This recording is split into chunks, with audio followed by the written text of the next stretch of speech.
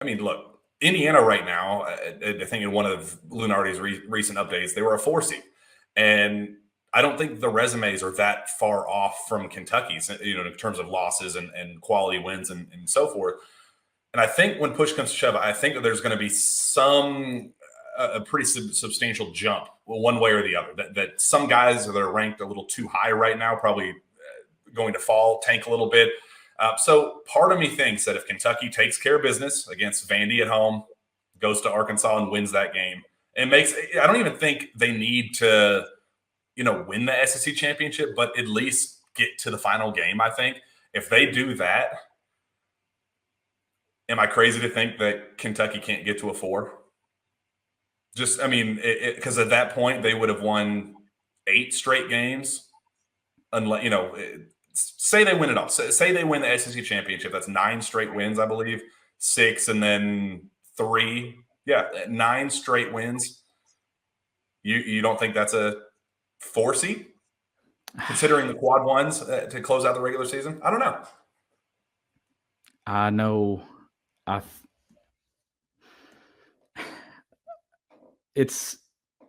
telling you, like, I'm eating a lot of crow here because, and I'm glad I am. And that's the thing that I want people to realize is I love the fact that I was wrong. I love it because I thought this team was left for dead. I did after the Georgia game. And this is a moment here where I want to say that, I'm sorry because I really didn't think that this would happen, Jack. I didn't think that they could get back on track. I thought that there was just too much piling up. I thought that the thin numbers, putting a lot on some freshmen that really hadn't, been playing well. And then Kaysen comes out of nowhere and starts taking over. And you got Chris, who's building confidence every game, and Jacob Toppin finding his groove and rhythm. You had Oscar Tshiebwe, who looked like a shell of himself for a while this season, who just did not look like the same dude that we watched having fun playing the game of basketball a year ago. These guys were not having fun. They were emotionally beaten down. The fans were emotionally beaten down. Everybody was frustrated. We were frustrated. I'm so glad I was wrong. I'm so glad that whatever I tweeted after the Georgia game ended up being the biggest line of BS that I'd ever probably spewed on Twitter in my 6 years of being on the app. I'm glad I'm wrong. And I'm just to the point now that I don't care if this team's a 4. I don't care if they're a 5. I don't care if they're a 9. I don't care if they're a 10. If they keep smiling the way they've been smiling the last 2 weeks, I think NCAA tournament time is going to be a lot of fun. I agree, man. And it is a very refreshing thing to see a group of dudes that have gone through so much. And I talked about this on the last show. There was a lot of stuff going on behind the scenes that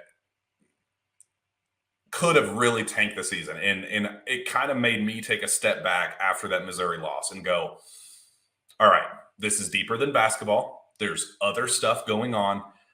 We need to reel it in and understand that, my concern was, okay, sometimes it just tanks the season and it is what it is. And it made me feel like it made me still feel bad for them and feel worse for it. But that doesn't mean that a magic turnaround was going to happen just because the games were there. I just thought because of how things were going, things that were going on behind the scenes leading up to a really tough finish of the season, it just didn't make sense. It just didn't add up. And for them to turn around the way they did, and the guys having the breakthroughs that they did, Oscar Tshiebwe getting the validation after starting out the year with the minor injury and the minor knee surgery that ended up being a significant one that took him way longer to heal than it should have, and Jacob Toppin hitting the rock bottom that he said that he had, and just everybody, Damian Collins going through what we went through, or what he went through.